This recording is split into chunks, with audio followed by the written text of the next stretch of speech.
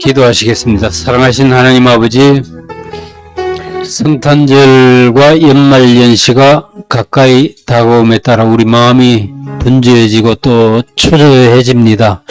올해 2021년도 이렇게 별 소득 없이 나이만 먹고 지나가는가 하는 아쉬움도 있습니다. 하나님께서 오늘 우리 예배 함께 해주시고 성령으로 기름 부어주시고 또 말씀과 찬양으로 우리를 만져주시고 위로해 주시기를 기도합니다. 저희들은 지금도 보온에 넘치는 하나님의 사랑을 받고 있음을 믿습니다. 그러나 이번 주에도 우리는 하나님 아버지께 사랑받을 만한 일을 한 기억은 별로 없고 오히려 성령을 근심시킬 만한 일을 한 것 같습니다. 그러나 우리는 아버지의 자비하심을 믿고 또한 십자가에서 흘리신 주님의 보혈을 의지하여 담대하게 하나님 앞에 나왔습니다.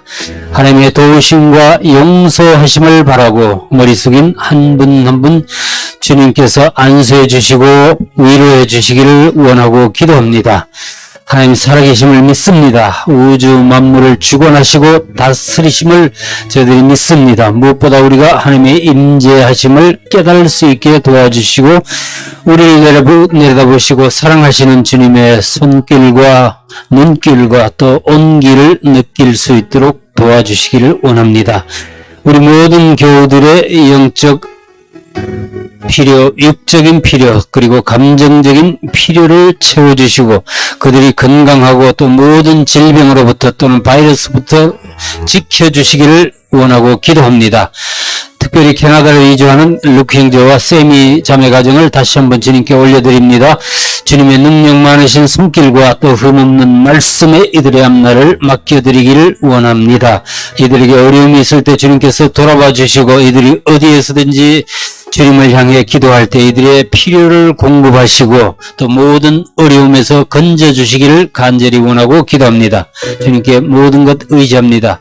함께 하시는 성령님께 감사드리고 예수님 이름으로 기도합니다. 아멘.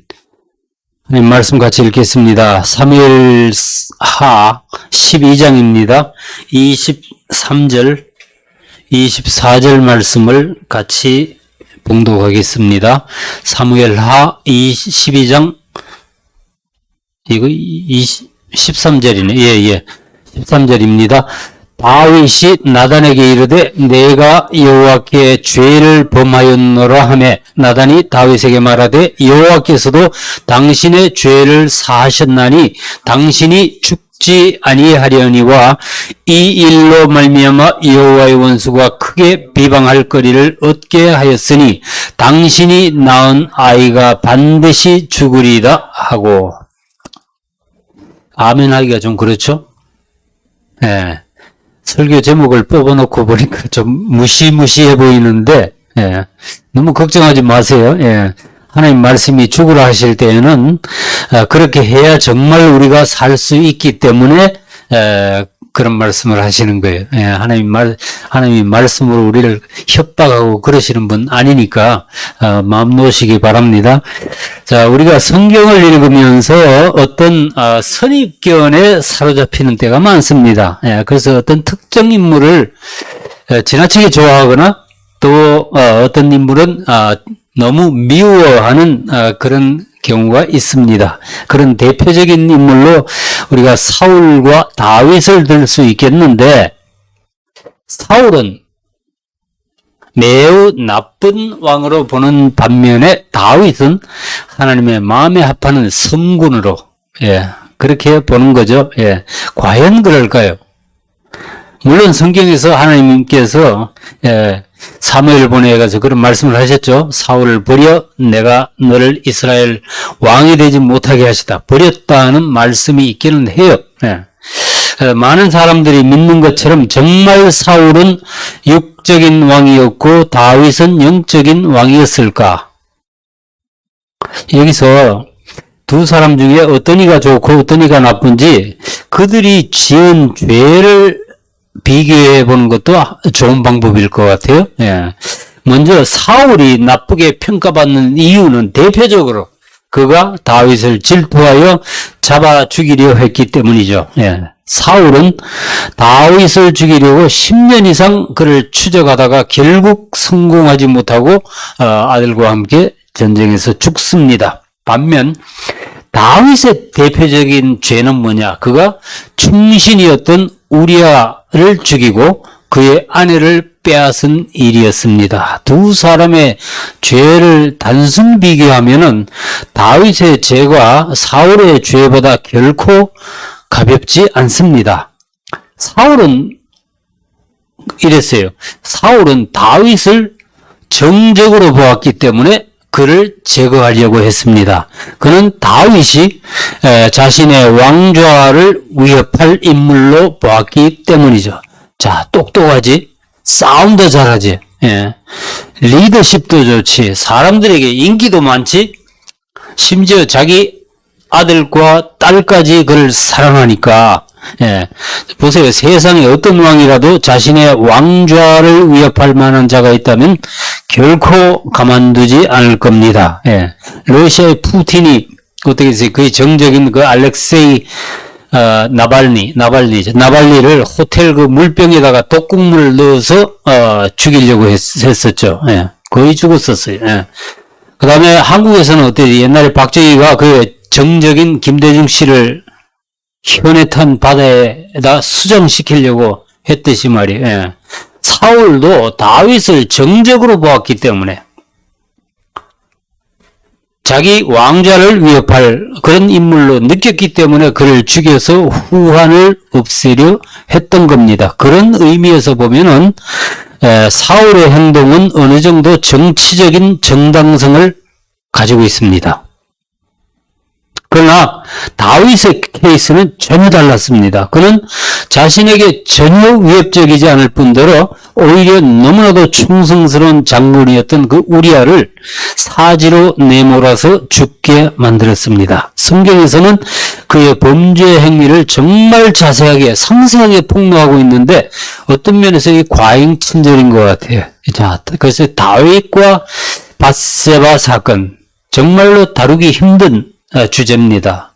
그 세기의 스캔들이 시작된 배경을 한번 살펴보겠습니다. 자, 1절 말씀, 11절 1절 말씀이 그 해가 돌아와 왕들이 출전할 때가 되매 다윗이 요압과 그에게 있는 그의 부하들과 온 이스라엘 군대를 보내니 그들이 암몬 자손을 멸하고 라빠를 에워쌌고 다윗은 예루살렘에 그대로 있더라. 자, 다윗은 이스라엘 군대를 암몬과의 전쟁에 다 내보내고 자신은 왕궁에서 낮잠을 자고 있었습니다. 여러분, 원래 다윗이 이런 사람이 아니에요. 예. 그가 군대를 다 전쟁터에 내보내고 자신은 뒤에 남아서 그냥 이렇게 늘어져 자는 그런 일이 없었어요. 그리고 그는 원래 새벽형의 사람이었습니다. 시편 57편에 보면은 비파야 수구마 깨어나라 내가 새벽을 깨우리로라 이렇게 외치던 자였어요. 예. 그러나 어찌된 일인지 이 다윗은 낮잠을 늘어지게 자고 저녁이 다 되어서 이제 침대에서 일어났습니다. 그 다음 절 보시면 저녁 때가 되어서 다윗이 그의 침상에서 일어나 왕궁 옥상을 거닐다가 그곳에서 보니 한 여인이 목욕을 하는데 심히 아름다워 보이는지라. 여러분, 내가 원하는 것이 모든 것이 다 이루어졌을 때 내가 뭐 별로 더 필요한 것도 없고 다 된 거 난 아쉬운 게 없어. 이럴 때가 정말 위험한 때예요. 이번에 제가 블랙 프라이데이에 메릴랜드 가서 데이비드하고 앉아서 이런 대화를 했습니다. I'm sad because there's nothing I need to buy. 블랙 프라이데이가 쇼핑 시즌이 됐는데 아무것도 살 것이 없어서 참 난 슬프다. 가만히 생각해 보니까요, 다 있는 거예요. 나한테 부족한 것이 하나도 생각나지를 않는 거예요. 이거는 그냥 영적인 부족함은 느끼지만 이 물질적인, 육적인 거. 여러분들도 이런 때를 조심해야 됩니다. 목회자들도 그렇고요. 교회들도 그렇습니다. 예. 주로 이 성공한 목회자, 이 기반이 탄탄하게 다진 그런 교회들이 사고를 칩니다. 아세요? 예. 개척교회나 미자립교회, 뭐 이런 사역자들은 별로 사회적인 문제를 안 일으킵니다. 왜냐하면 그들은 그럴 형편이 안 되니까. 완전히 서바이벌 모드 아니에요. 예? 살아남아야 되니까. 다윗이 그랬어요. 다윗이 사울에게 생명의 위협을 받고 광야에서 도망 다닐 때에는 그가 영적으로 얼마나 번쩍번쩍 끼어 있었어요. 예? 그럼 모든 것이 안정되고 걱정할 일이 없어지니까 전쟁이 나가지도 않고 잠만 늘은 거예요. 예. 다윗이 낮잠을 자다가 일어나서 왕궁 옥상을 산보하는데 왕궁에서 별로 멀지 않은 곳 어느 집에서 목욕을 하고 있던 여인을 발견합니다. 예. 이 태초에 에덴 동산에서 있었던 사건이 연상되지 않습니까? 하나님께서는 첫사람 아담에게 모든 것이 완벽하게 갖춰진 에덴 동산을 주셨습니다. 그런데 거기에는 금단의 과일이 열린 나무가 이 동산 중앙에 있었어요. 선악을 알게 하는 나무, 우리가 줄여서 선악과라고 하는 것. 하나님께서 심어 놓으신 나무예요. 아담과 하와는 매일 그 나무를 지나면서 보았습니다. 처음에는 별로 끌리지 않았을 거예요. 이거는 하나님이 먹지 말라고 그러셨어. 그거 말고도 먹을 게 천지백갈이 많으니까. 예. 근데 매일 오며 가며 그 열매를 자꾸 보니까 그 열매는 어쩐지 정말 먹음직스럽고 보암직스럽고 지혜를 줄 만큼 탐스럽게 보이기 시작하는 거예요. 그래서 그들이 조금씩 그 과일에 호기심을 가지기 시작했는데 그것이 이 타락의 시작이었습니다. 하나님께서는 다윗에게도 거의 완벽한 이 왕권을 주셨어요. 네.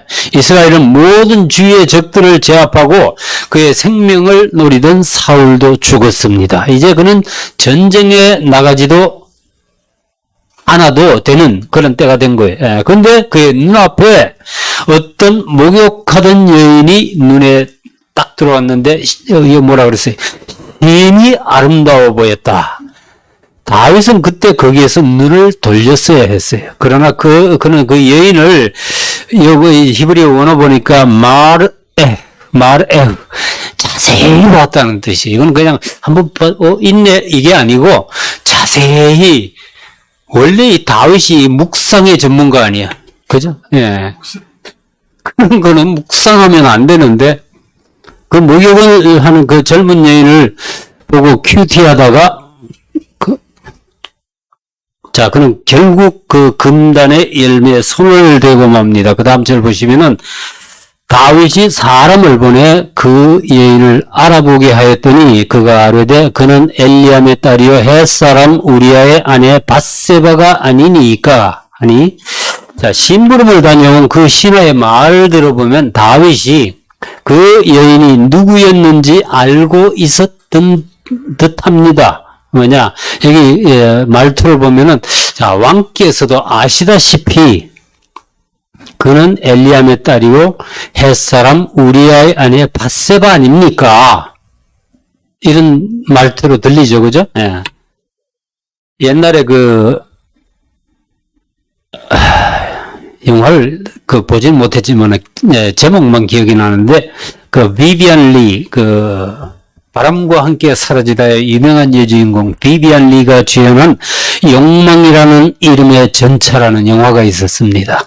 근데 다윗의 이 욕망은 정말 그 전차처럼 멈추질 못해요. 여기서 보면은 그 멈출 기회도 많았고 돌이키고 회개할 기회도 참 많았습니다. 그러나 한 번 발동이 걸린 그의 전차는 완전히 가서 크래시할 때까지 사고를 칠 때까지 질주하는 거예요. 그 다음 절 읽어보겠습니다. 다윗이 전령을 보내어 그 여자를 자기에게로 데려오게 하고 그 여자가 그 부정함을 깨끗하게 하였으므로 더불어 동침함에 그 여자가 자기 집으로 돌아가니라. 이 다윗의 더 심각한 범죄는 그 다음이었어요. 예. 그는 이스라엘의 왕이었기 때문에 웬만한 일에는 사실은 면책특권이 있었습니다. 왕이니까. 예. 누구죠? 안희정이라는 사람처럼 그가 업무상 위력에 의한 간음죄를 저질렀지만은 그 그것도 적당히 수습될 수 있었을 거예요. 그러나 그는 자기가 건드린 그 여자가 임신을 했다는 소식을 듣고는 더욱 사악한 일을 계획합니다. 전쟁터에 나가 있던 그녀의 남편 우리아를 왕궁으로 불러들인 거예요. 그렇게 한 목적은 뭐냐? 우리아가 아내와 잠을 자게 해서 그녀가 가진 아이가 우리아의 아이다 라고 속일 셈이에요. 예. 은폐할 속셈이었어요.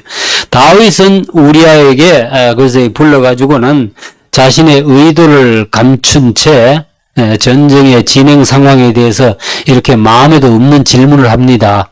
우리아가 다윗에게 이름해 다윗이 요압의 안부와 군사의 안부와 그거 몰라서 물었겠어요? 싸움이 어떠했는지를 묻고 그가 또 우리아에게 이르되 네 집으로 내려가서 발을 씻으라 하니 우리아가 왕궁에서 나가매 왕의 음식물이 뒤따라가니라. 내려가서 발을 씻으라. 이거는 집에 가서 아내와 잠자리를 하라는 뜻으로 이걸 완곡하게 표현한 말입니다. 이 말을 하는 다윗의 모습을 한번 상상해 보세요. 그는 지금 자신의 속을 드러내지 않은 채 자신의 목적을 이루기 위해 이 충신을 조종하고 있습니다. 이 우리아가 집으로 가서 아내와 잠을 자도록 하기 위해서 다윗은 왕궁의 그 음식물을 뒤따라 보내는 그런 친절을 베풀기까지 합니다. 근데 이 우리아가 정말로 이런 사람 이순신 장군처럼 매우 고지식하고 충성스러운 장군이었습니다. 그는 헷사람이었지만은 가나안의 헷사람이었지만은 다윗에게 충성하던 30명 용사의 이름을 올린 아주 용맹한 장군이었어요.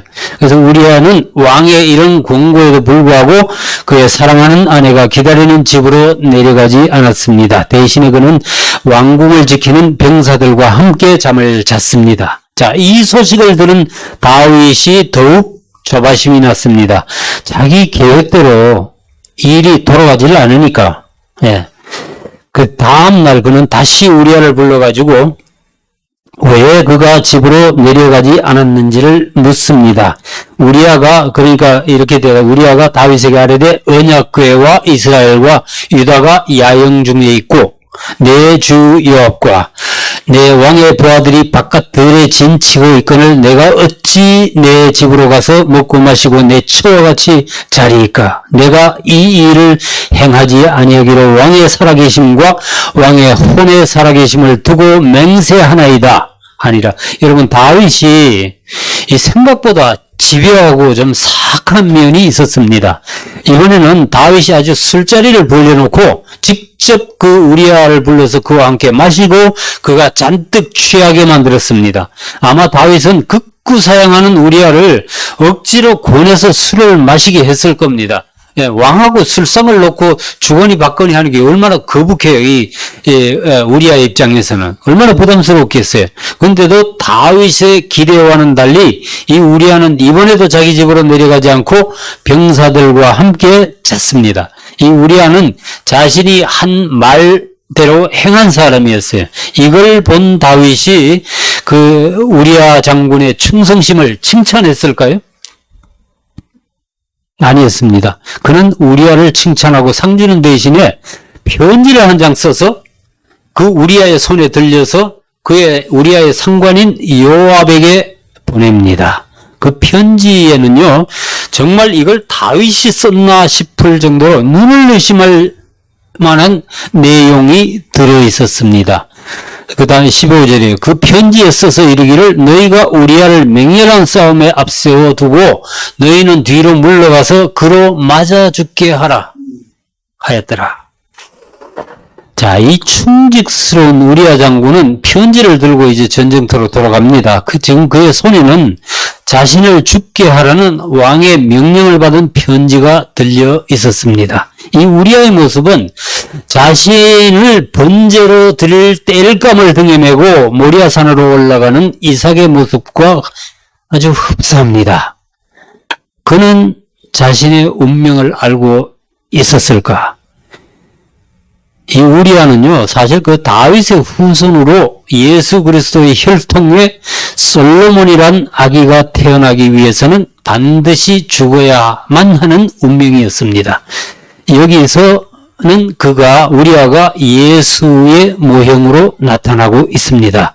이 편지를 받은 군대 장관 요압이 다윗의 명령에 따라서 우리아를 적군의 화살에 맞아 죽기 딱 좋은 곳으로 보냅니다. 이렇게 해서 결국 우리아는 적군의 화살에 맞아 죽었습니다. 그 작전을 위해서 우리아와 함께 보냈던 다른 병사들도 애꿎게 죽음을 맞이했어요. 자, 우리아의 장례식을 마치자마자 다윗은 밧세바를 이 왕궁으로 데려와 결혼을 합니다.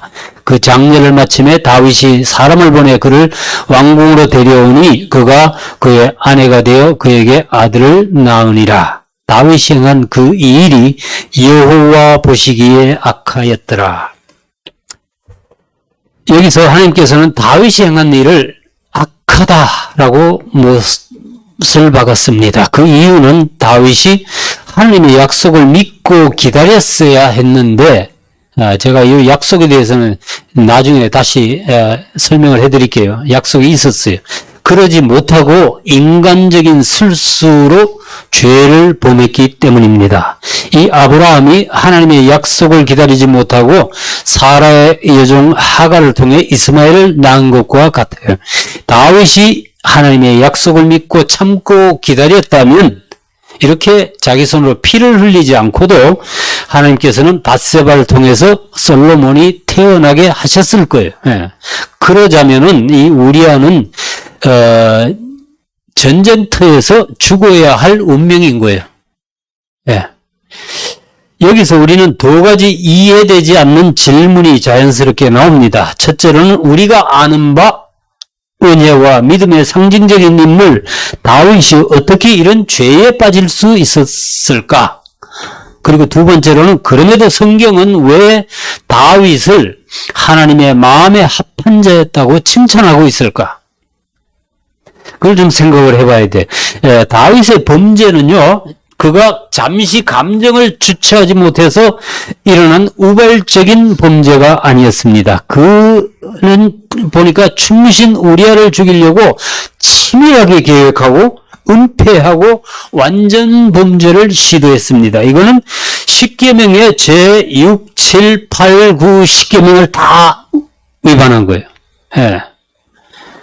실제로 그의 범죄는 완전 범죄가 되는 듯 했어요. 그런 일이 있은 후 10달이 지나도록 그와 요압 장군 외에는 아무도 그의 범죄 사실을 알지 못했습니다. 그러나 그가 아무리 완벽하게 범죄를 은폐했어도 하나님의 눈은 피하지를 못했습니다. 여기에서 우리가 상기해야 될 점이 하나 있는데 성경은 삼류소설이 아니라는 거예요. 다윗과 밧세바의 이 사건을 갖다가 어떤 불륜 지정극으로 본다면 우리가 성경이 말씀하려고 하는 그 진의를 놓칩니다. 다윗이 왕이 되어서 게을러져서 불륜과 살인을 저지르고 하나님께 또 울부짖고 회개하고 기도했더니 하나님께서 그를 용서하시고 다시 일어나서 우리의 믿음의 본이 되었다. 이런 성경은 이런 말씀을 하려는 게 아니에요. 예. 저는 이 사건에서 다윗은 신약교회와 성도를 상징한다고 봅니다. 여러분들 지금부터 잘 들으세요. 신경을 바짝 쓰고 들으셔야 이해가 됩니다. 그리고 밧세바는 태초에 에덴 동산에 있었던 선악과입니다. 근데 이 선악과를 에덴 동산에 심어 놓으신 분이 누구라고 그랬어요, 아까? 하나님이시죠. 마찬가지로 밧세바를 다윗의 눈앞에 벗겨서 무익을 하신 것도 역시 하나님이십니다. 그러므로 밧세바는 무죄예요. 예. 밧세바는 하나님께서 다윗을 믿음의 사람으로 훈련시키시기 위해서 쓰신 인물이 소품이에요. 예. 아담과 하와가 선악과의 유혹에 저항 불능이었듯이 다윗은 이 밧세바의 유혹에 넘어가지 않을 수가 없어요. 반드시 넘어갔어야만 했어요. 자, 다윗은 하나님의 무서운 책망을 받고 죄값을 다 치렀지만은 성경에서 한 번도 밧세바를 정죄하거나 비난하지 않았습니다. 예. 어떤 이들은 밧세바가 왕의 산책 시간에 맞춰서 옷을 벗고 목욕을 하면서 이욕해서 그런 어떤 음란한 여인이었다라고 해석을 하기도 해요. 예.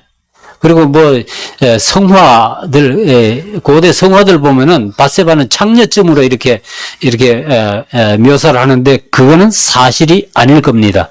그녀는 마태복음의 예수님의 족보에 나오는 5 여인들 중에 당당하게 이름을 올렸어요. 이 모든 일에 성부 하나님께서 관여하시고 또 지휘하신 것이라는 말이에요. 예. 자, 간음과 살인죄를 범한 다윗이 나단에게 지적받기 전까지 마음 편하게 그냥 잘 살았을까? 이제 됐다 그러고 살았을까? 그렇지 않습니다. 다윗에게는 신앙 양심이 있었고 성령의 권고함이 있었어요. 예. 시편 32편을 보시면은 다윗이 밧세바의 사건 후에 매우 고통스러운 세월을 보냈다는 증거가 나옵니다. 다윗이 자신의 죄를 토설하지 않을 때에는 뼈가 마르는 듯한 고통이 있었고 주님의 손이 그를 눌러서 몸의 진액이 다 빠져나가는 것 같다고 고백하고 있습니다. 32장 3절부터 5절까지 읽어드리겠습니다. 내가 입을 열지 아니할 때에 종일 신음함으로 내 뼈가 쇠하였도다. 주의 손이 죄로 나를 누르시오니 내 진액이 빠져서 여름 가물에 마름같이 되었나이다. 내가 이르기를 내 허물을 여호와께 자복하리라 하고 주께 내 죄를 아뢰고 내 죄악을 숨기지 아니하였더니 곧 주께서 내 죄악을 사하셨나이다. 자, 구원받은 성도에게는 하나님이 주신 신앙 양심이 있습니다. 성도가 죄에 빠지면 성령께서 그들의 마음속에서 끊임없이 양심을 깨우고 질책하십니다. 성령이 오시면 뭐라 그랬어요? 의에 대해서, 죄에 대해서, 심판에 대해서 세상을 책망하시겠다고 그러셨죠. 밧세바가 아들을 낳자 말자 나단 선지자가 다윗을 찾아옵니다. 이 나단은 누구냐? 다윗의 친척이었어요. 나이가 다윗보다는 한참 어렸지만은 당시에 하나님의 말씀을 받아 전하던 선지자였습니다. 나단은 다윗에게 비유로 다윗의 범죄를 변명할 수 없을 만큼 신랄하게 지적합니다. 이 다윗에게는 나단이 지금 성령의 역할을 하고 있는 거예요. 예. 사무엘하 12장 1절부터 제가 쭉 빨리 읽어드릴게요. 여호와께서 나단을 다윗에게 보내시니 하나님께서 보내신 거예요. 그가 다윗에게 가서 그에게 이르되 한 성읍에 2 사람이 있는데 한 사람은 부하고 한 사람은 가난하니 그 부한 사람은 양과 소가 심히 많으나 가난한 사람은 아무것도 없고 자기가 서서 기르는 작은 암양 새끼 한 마리뿐이라. 그 암양 새끼는 그와 그의 자식과 함께 자라며 그가 먹는 것을 먹으며 그의 잔으로 마시며 그의 품에 누움으로 그에게는 딸처럼 되었거늘 어떤 행인이 그 부자에게 오매 부자가 자기에게 온 행인을 위하여 자기의 양과 소를 아껴 잡지 아니하고 가난한 사람의 양 새끼를 빼앗아다가 자기에게 온 사람을 위해서 잡았나이다 하니 자, 여기까지 듣다가 다윗이 버럭 화를 냅니다. 아니, 어떤 놈이 그랬어? 그런 놈은 반드시 잡아 죽여야 한다. 그는 나단이 실제로 일어난 어떤 사건을 들고 와서 자기 자신과 상의하려는 줄로 알았던 것 같아. 다윗은 그게 자신을 향한 심판인지도 모르고 여호와의 이름으로 여기 뭐 맹세까지 하죠. 다윗이 그 사람으로 말미암아 노하여 나단에게 이르되 여호와의 살아계심을 두고 맹세하노니 이 일을 행한 그 사람은 마땅히 죽일 자라. 그가 불쌍히 여기지 아니하고 이런 일을 행하였으니 그 양 새끼를 4배나 갚아주어야 하리라 한지라. 자, 그러자 나단이 다윗에게 말합니다. 당신이 바로 그 죽어야 할 사람이요. 12장 7절이지 다음 절입니다. 나단이 다윗에게 이르되 당신이 그 사람이라. 마땅히 죽어야 할 자는 바로 다윗 당신이요. 하나님이 교회인 우리가 그렇습니다. 예수님의 대속적인 죽음이 없었으면은 우리도 마땅히 죽을 자들이었어요. 다윗은 교회를 상징하는 자기 자신을 두고 한 말이었습니다. 우리도 하나님의 은혜가 아니면은 예수님의 그 대속적인 죽으심이 없었으면은 마땅히 이렇게 죽을 자예요. 예. 저와 여러분들도 다윗처럼 육체의 욕심을 따라 살던 본질상 진노의 자녀들이었습니다. 그러나 긍휼이 풍성한 하나님의 그 크신 사랑으로 인해 그 죄로 죽었던 우리가 살아난 거예요. 예. 에베소 2장 3절 4절 읽어드리겠습니다. 전에는 우리도 다 그 가운데서 우리 육체의 욕심을 따라 지내며 육체와 마음에 원하는 것을 하여 다른 이들과 같이 본질상 진노의 자녀이었더니 긍휼이 풍성하신 하나님이 우리를 사랑하신 그 큰 사랑을 인하여 허물로 죽은 우리를 그리스도와 함께 살리셨고 너희는 은혜로 구원을 받은 것이라. 그러면 다윗이 어떻게 해서 죄를 용서받고 믿음의 사람이 되었는가? 그가 잘하는 것 하나 있었습니다. 그는 영적으로 눈치가 굉장히 빠른 뺀질이에요. 뺀질이. 예. 광야에서 사울을 피해서 도망다니면서 살아남기 위해서 별짓을 다 10년 이상. 예. 그래서 이제 다윗은 회개하는 것도 굉장히 빨랐습니다. 나단으로부터 자신의 죄를 지적받자 그는 즉시 회개하고 인정하고 회개했습니다. 자, 회개에 빠른 여러분들 되시기 바랍니다. 예, 빨리 돌이킬수록 고통이 줄어드는 거예요. 예. 그런데 하나님께서도 대단히 빠르신 분입니다. 아세요? 무엇에 빠르시냐? 하나님은 용서에 빠르십니다. 예. 하나님은 다윗이 죄를 자백하자마자 즉시 나단을 통해서 용서를 선포하십니다. 13절이야. 다윗이 나단에게 이르되 내가 여호와께 죄를 범하였노라. 네, 나단이 다윗에게 말하되 여호와께서도 당신의 죄를 사하셨나니 당신이 죽지 아니하려니와 이 일로 말미암아 여호와의 원수가 크게 비방할 거리를 얻게 하였으니 당신이 낳은 아이가 반드시 죽으리이다 하고, 과연 이 나단의 말대로 다윗과 밧세바 사이에서 태어난 아들은 하나님이 치셔서 심히 앓다가 죽습니다. 그런데 바로 앞절에서 뭐라고 했어요? 다윗이 자신의 범죄를 인정하고 회개하는 장면이 나왔죠? 그리고 하나님께서는 그렇게 회개하는 다윗을 즉시 용서하십니다. 이게 뭘 말하는가 하면은 다윗이 죄 사함을 받는 것과 아이의 죽음이 연결되어 있다는 뜻이에요. 그 아이의 죽음이 다윗의 용서와 연결이 되어 있다. 그렇기 때문에 이 장면에서 죄 없이 죽은 이 아이는 교회를 위해 대속하신 예수 그리스도를 상징합니다. 당신이 낳은 아이가 반드시 죽으리이다. 예수 그리스도는 교회를 일으키시고 생명을 주시기 위해서 반드시 죽으셔야만 했습니다. 예수께서 죽으심으로 저와 여러분들이 영생을 얻은 줄 여러분들 믿으시기 바랍니다. 자, 하나님께서는 죽은 아이 대신 솔로몬을 예비하고 계셨어요. 여기서 솔로몬은 누구이냐? 그는 부활하신 예수를 상징합니다. 다음 절 보시면요. 24절 25절 말씀, 다윗이 그의 아내 밧세바를 위로하고 그에게 들어가 그와 동침하였더니 그가 아들을 낳음에 그의 이름을 솔로몬이라 하니라. 여호와께서 그를 사랑하사 선지자 나단을 보내 그의 이름을 여디디아라 하시니 이는 여호와께서 사랑하셨기 때문이더라. 자, 여기서 빨간 색깔로 제가 표시를 해놨는데 하나님께서는 솔로몬을 사랑하셨습니다. 그 말을 여기서 2번씩이나 반복하고 있습니다. 자, 하나님께서는 솔로몬을 특별히 사랑하셨기 때문에 나단을 보내셔서 별명을 하나 더 주셨어요. 뭐라고 그랬어요? 여디디아. 하나님께서 가장 사랑하시는 자. 네. 거룩하신 하나님께서 어떻게 그 다윗과 밧세바 사이에서 태어난 아들을 이렇게 사랑하실 수가 있을까? 다윗과 밧세바는 하나님께서 진노하신 그 불륜의 당사자이지 않습니까? 예. 지금까지 하나님께서는 다윗을 향해 맹렬히 진노하시고 심판을 선언하지 않으셨어요? 예. 이게 뭘 말하느냐?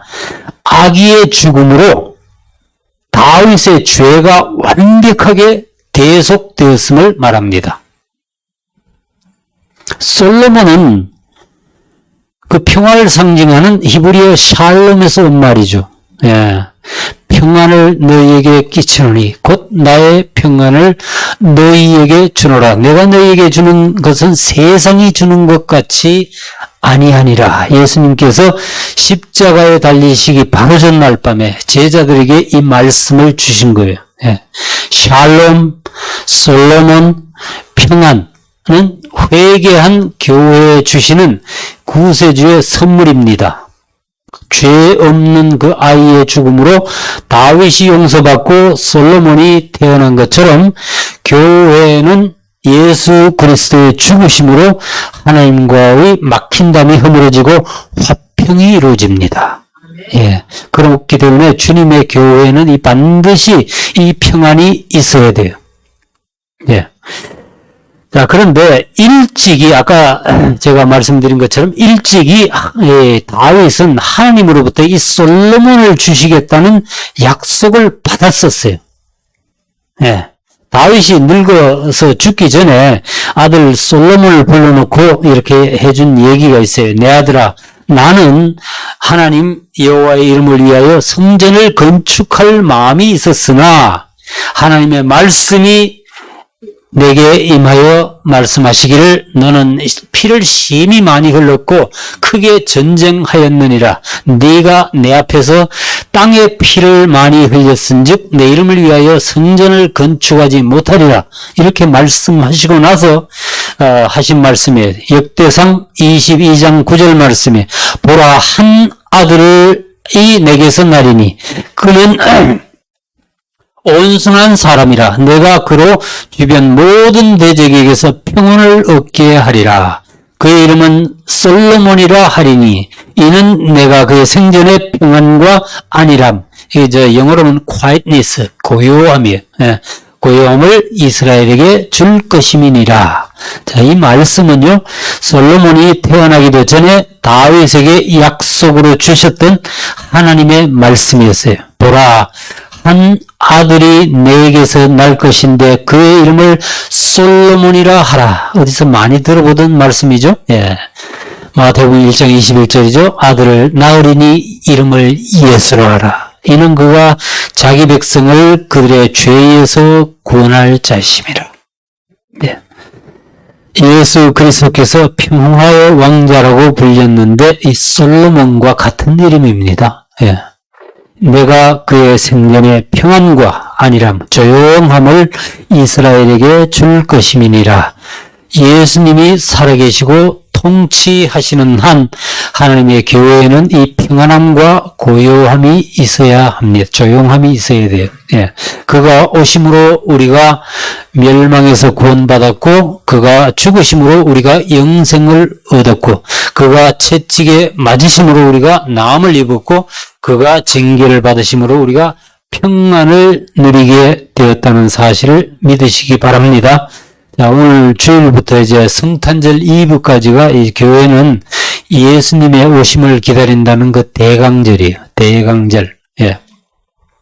그리스도의 탄생을 기념하는 성탄절 전에 4주간을 대강절이라고 그럽니다. 자, 이렇게 평화의 왕자로 또 솔로몬으로 우리에게 오신 그 예수 그리스도를 기리고 고대하고 또 감사하고 감격하는 여러분들 다 되시기를 주님의 이름으로 축원합니다. 기도하시겠습니다. 사랑하신 하나님 아버지, 우리는 하나님 아버지께서 우리를 얼마나 사랑하시는지 머리로는 알지만은 느끼지는 못하는 듯합니다.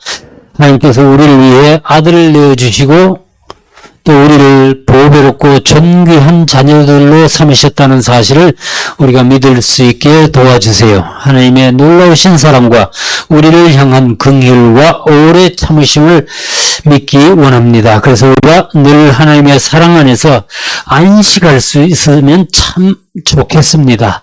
다윗처럼 우리도 늘 하나님의 은혜를 잊어버리고 인간적인 스스로 우리의 욕망을 채우려 합니다. 왜 하나님께서 인간의 모습을 하고 이 땅에 오셨어야만 했는지, 독생하신 예수께서 왜 그렇게 고난을 받으시고 십자가에서 죽으셔야만 했는지, 우리가 우리의 연약함과 마음속에서 일어나는 죄성을 보고 미워할 수 있도록 도와주세요.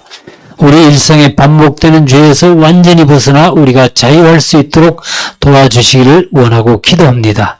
성령님께 감사드리고 예수님 이름으로 기도합니다. 아멘. 다 자리에서 일어나십시오. 오늘 나눈 말씀을 생각하시면서 같이 찬양하시겠습니다. 보혈의 능력, 주의 보혈 능력이 있습니다. 할렐루야.